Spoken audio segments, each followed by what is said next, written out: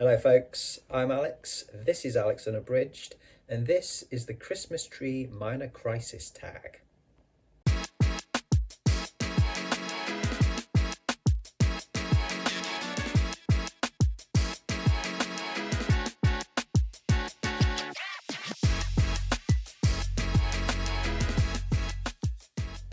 So welcome back to the channel if that is the case.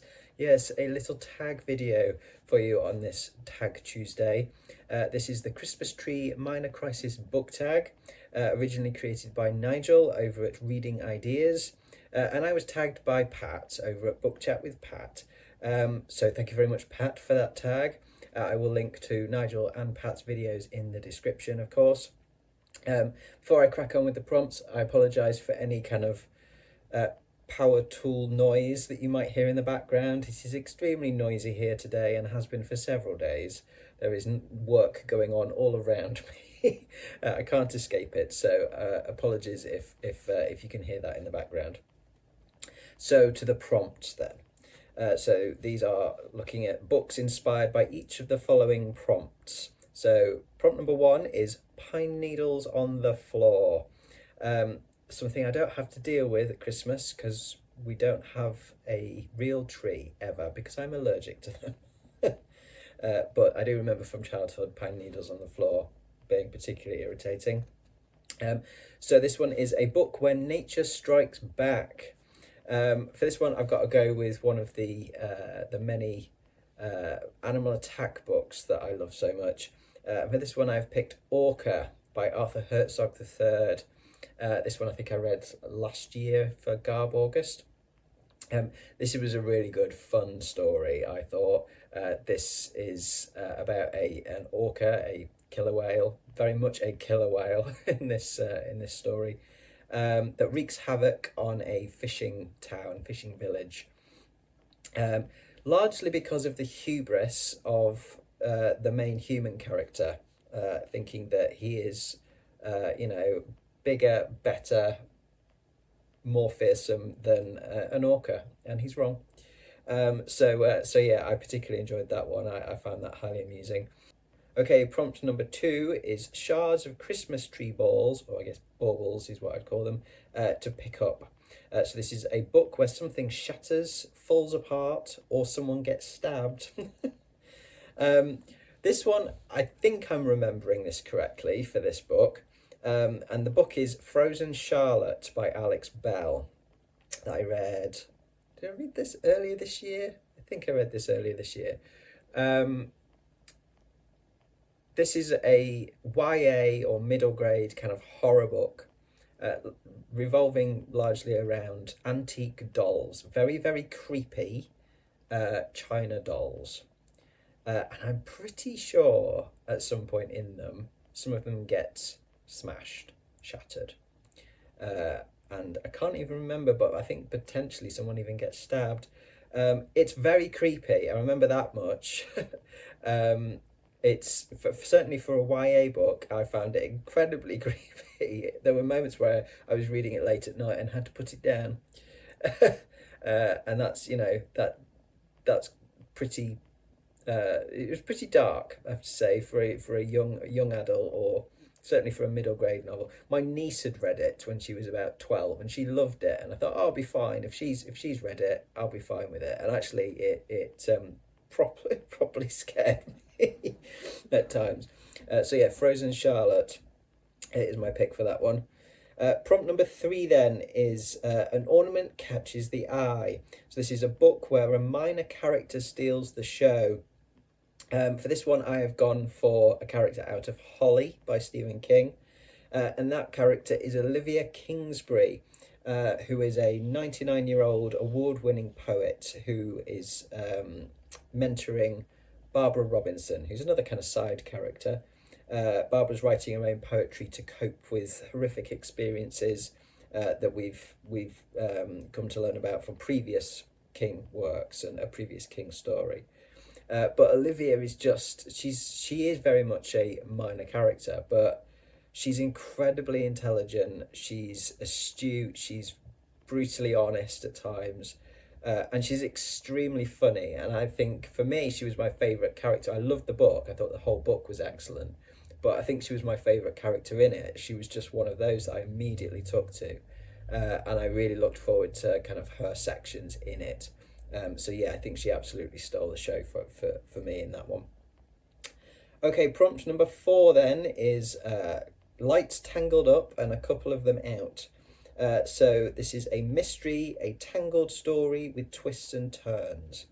For this one, I'm going for The Name of the Rose by Umberto Eco.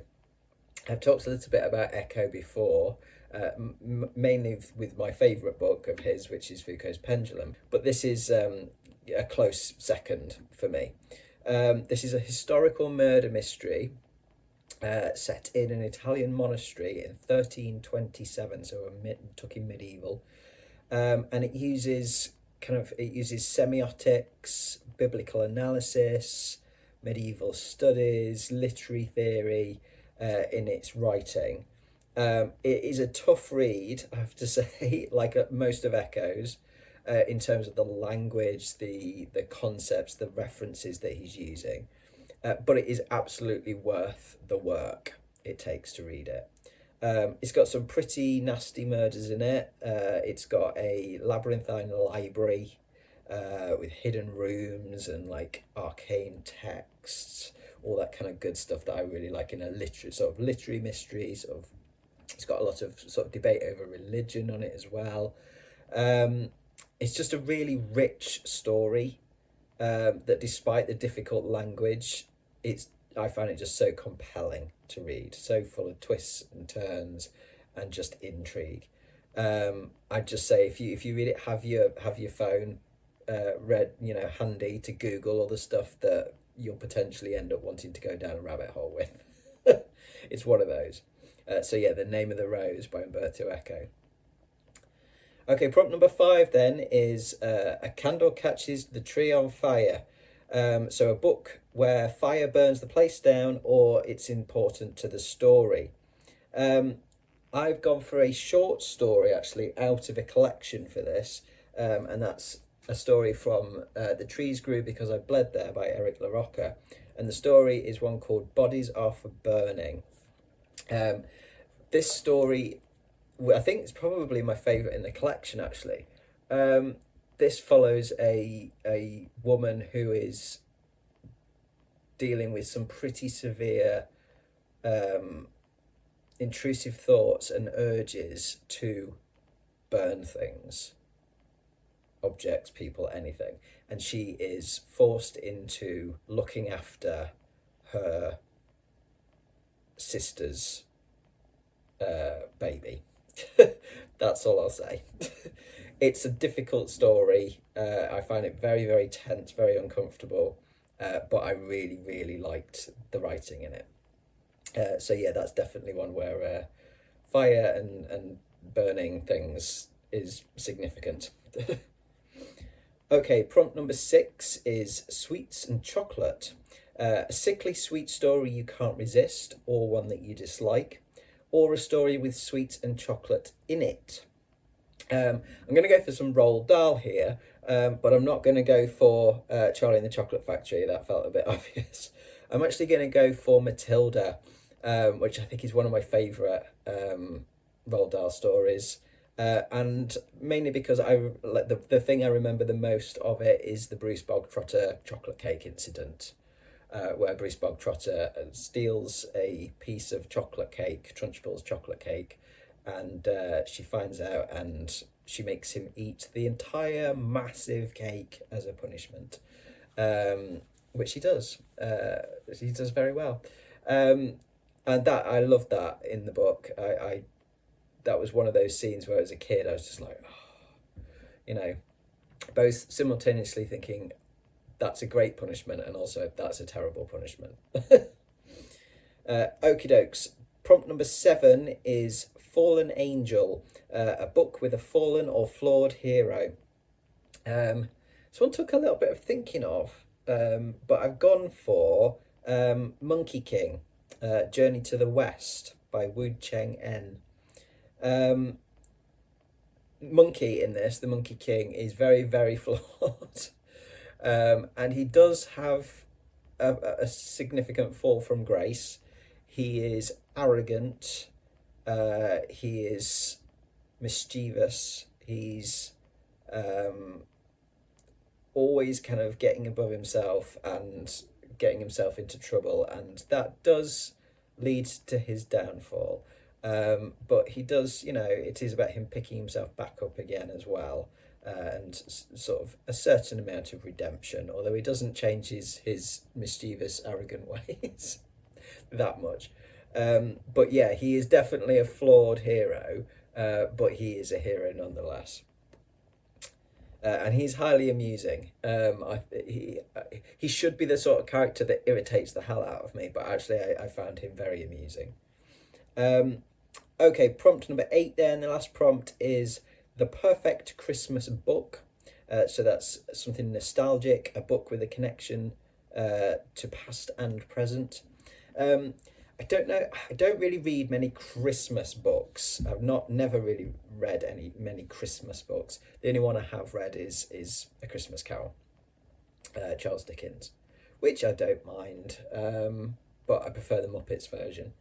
For me, Christmas, I think I am always drawn back to one particular short story author at Christmas. Christmas is kind of I do want a bit of the classics at Christmas in short stories, but I'll tend to stick with the horror type stuff. And the one that I always go back to is M.R. James, who is, I think, my favourite sort of author of classic horror. And so any collected stories by M.R. James, any collected or story editions by him. But my favourite, and one that I read time and time again, is the Mezzotint. I don't know why I feel this is Christmassy, because it's not particularly Christmassy. I think also, the Mezzotint was produced as a Christmas sort of TV special a couple of years ago on the BBC. That was on at Christmas, sort of ghost stories at Christmas type thing, and it was done by Mark Gatiss, who is a big M.R. James fan anyway. And certainly knows what he's doing when it comes to some good TV. I think it had Rory Kinnear in it as well, so it was a good production actually. They changed it a little bit for TV, but I didn't mind that. But I just love the story. I've read it multiple times, and I've had it in graphic novel form and stuff like that as well. It is about a haunted engraving, essentially a strange engraving that changes over time when you're not looking at it, and is a story of kind of revenge and supernatural happenings, things like that. So yeah, I really love that kind of stuff at Christmas. So some M.R. James will usually get stuck on audio over the Christmas period.